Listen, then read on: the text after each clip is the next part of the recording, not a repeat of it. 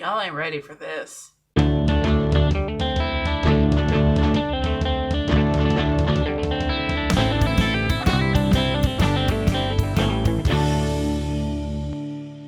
Welcome to Amber Unabridged. I'm Amber, and this is a Short Story Sunday. I never set out to make my Short Story Sundays about stories that I did not enjoy. However, I was inspired to drink today because I read a story and it was terrible. So here we are. The story I'm going to be talking to you about today is called De-Stress by Joan O'Neill. And it is from this collection, Irish Girls About Town. And it's from Barnes & Noble too. God damn it. I am frankly personally offended that whoever edited this garbage put this story in the same volume as Maeve Binchy. I love Maeve Binchy. She is amazing. She is amazing. This is not okay. I'm laughing through the pain. Just to let you know, I am going to be speaking frankly about spoilers. I'm going to be cursing like a sailor. And I'm going to be drinking continuously throughout this video. If any of those things offend you, you may want to peace out. I don't know if this is enough beer.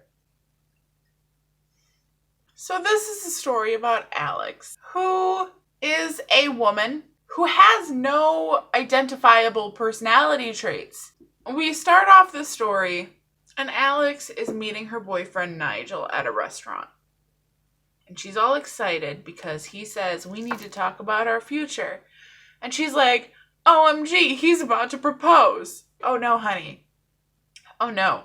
You don't start off a story setting it up like, oh my God, he's gonna propose. Because we all know what that means, right?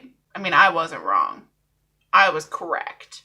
Although I didn't anticipate the particular level of awful that would encase this scenario that I found predictable. So she gets there, and they're hanging out, and the restaurant is, a restaurant. And Nigel tells Alex that he's been offered a new position at work, a promotion, but involves moving to Brussels. So she says, okay, well, we can make it work. She says something to the effect of, oh, when we're married.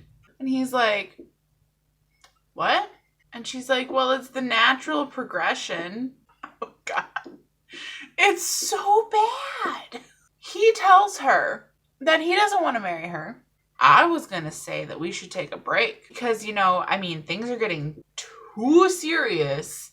It just seems like a good time to take a break. When I feel ready to settle down, it's going to be with somebody like Hillary Clinton because his career is everything. I don't know why he expected her to not be offended. Like, he thought they could just, take a break, see where things are when he got back, and, continue fucking all the time. And she was like, nah, bitch. So she stormed right the fuck out of there and went to their apartment because they were living together and broke a whole bunch of his shit. Why not? I don't know. So she breaks a bunch of his shit and then packs up some stuff and goes to her friend's place. And shout out to the friends of the world who would let you show up at their place unannounced and stay there for a few weeks because of a bad breakup. Those are the real MVPs of the world. I'm just saying. I am for sure going to need another beer to keep talking about this motherfucking story. Woo! The best friend's name is Serena. Because I didn't forget that. So she goes to her friend Serena's. And I refilled my beer. Which is fucking delicious, by the way.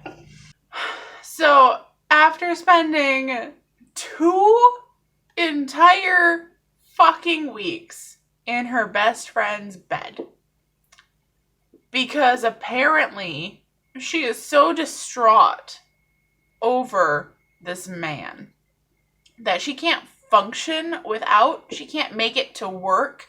Her only personality is men. And that is a problem. I'm going to drink more. I'm like, my whole thing is I'm like, I get if she's not ready for a new relationship. You know, I get if she's not ready for men. But like, she definitely has to leave her friend's bedroom. Like, it's kind of a problem.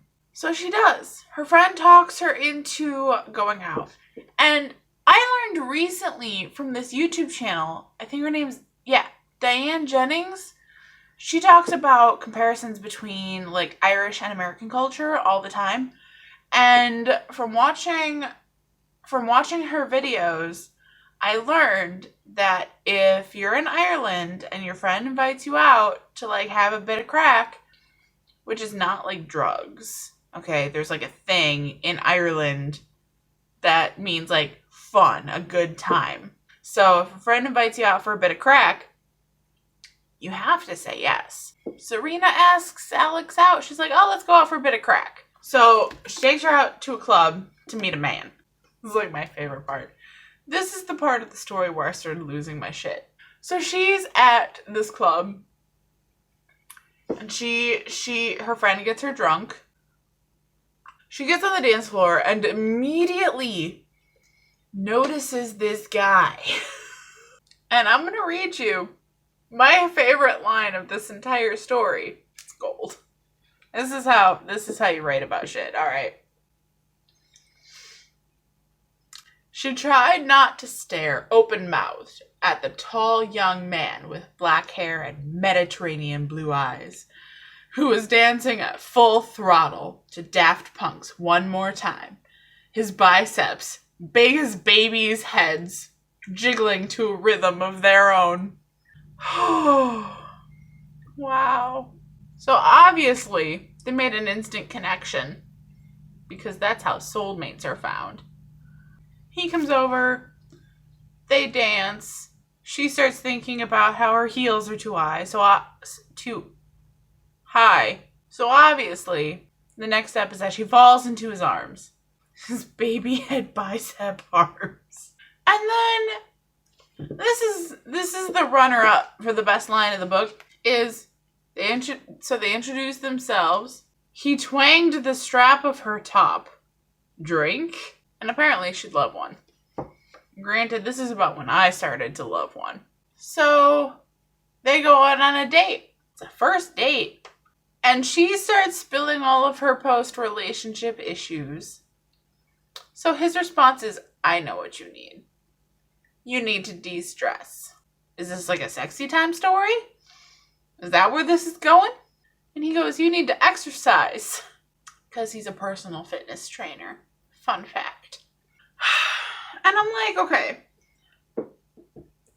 First of all, ain't a man gonna roll up and tell you what you need. That's some bullshit. So anyway, he talks her into giving it a shot. She shows up at the gym that he works for the next morning to do some laps in the pool. And he's there in some tight swim trunks with the gym name right across his business. And you know what the gym's name is? Pulsate. So she hates swimming, apparently. So they meet up in the morning, every single morning, and start running. A couple weeks go by. Eventually they're hanging out, eating some pizza. He's like, you've made so much progress. You want to come to this fitness and what the fuck ever convention with me? And she's like, what? He's like, yeah, you've done so well. She's like, I don't think that'd be very wise. I mean, it's not like we're even dating. And he's like, aren't we? Yo. It's been a couple of weeks. And one person thinks you're friends and the other person thinks you're dating. Y'all got some issues to figure out. So, after a day or two of contemplation, Alex decides to tell this guy. His name is Jake, by the way. That's his name. Don't think I ever mentioned that.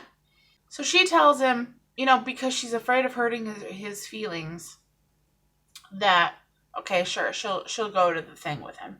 So they show up at this hotel. Turns out he booked one room for the both of them. He starts getting all close to her and she's like, hold up. I don't think this is right. Because, you know, you're like 8 years younger than me. Which, like, side note, I don't give a shit about, but, like, some people care about. But also, like, she, like, super has the hots for him. But anyway, she has hesitations. And he's like, I mean, I don't care if you're older than me. I like you the way you are. And he starts kissing on her. The issue that I take about this particular scene is that she said no. Nobody has a right to you if you do not give them permission. I don't care if she has the hots for him. She said no. Bitch, no. You can't just, like, go from 0 to 60 like that. It doesn't work that way. You don't go from just never kissing or having any attraction to each other to being like, hey, I'm going to kiss you even though you didn't say yes and now we're going to bone down. No. We don't ever hear anything about the convention at all, so clearly it's devised only for them to be forced into a room together with one bed, which is bullshit. This story makes me want to drink so much. Fast forward a couple more weeks or so, and Alex is about to leave to go meet Jake at the park for their morning run, which happens every single day. And who shows up but this bitch Nigel, the ex who dumped her, but still wanted to fuck. So he's like, I was hoping we could talk in private. She's like, I mean, I gotta go though. And he's like, I heard you took up jogging. And she's like, yeah. What of it? And he's like, I miss you. I made a mistake. I should never have let you go. I can only see myself with you. Even though you're not Hillary Clinton. And she's like, that's nice. I'm gonna go now. Bye. I don't remember what he says. It's some bullshit. And she's like, no, I gotta go. I have to go meet Jake. He's like, Jake? And are you seeing him? He just keeps shitting on this dude that he doesn't know anything about. But, like, he's hella jealous. So this bitch goes, but I came here to propose to you. And she's like, bye, Felicia. I'm like, honestly, that's probably the only good moment. But even that was kind of contrived. So she leaves. She goes to go run with Jake in the park.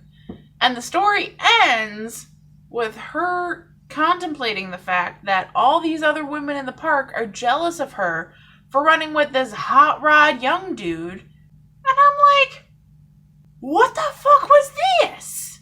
What was this? I don't know. I don't like this story. It's a terrible story. It's real bad. It made me laugh a lot while I was reading it, but in a way that comforted me because of how bad it was. So that was De-Stress by Joan O'Neill. And I don't like it. And I don't ever want to read anything by her ever again, because it was awful. So thank you for watching. I hope you enjoyed this video. If you did, please like, subscribe, comment down below, tell all your friends, and happy reading.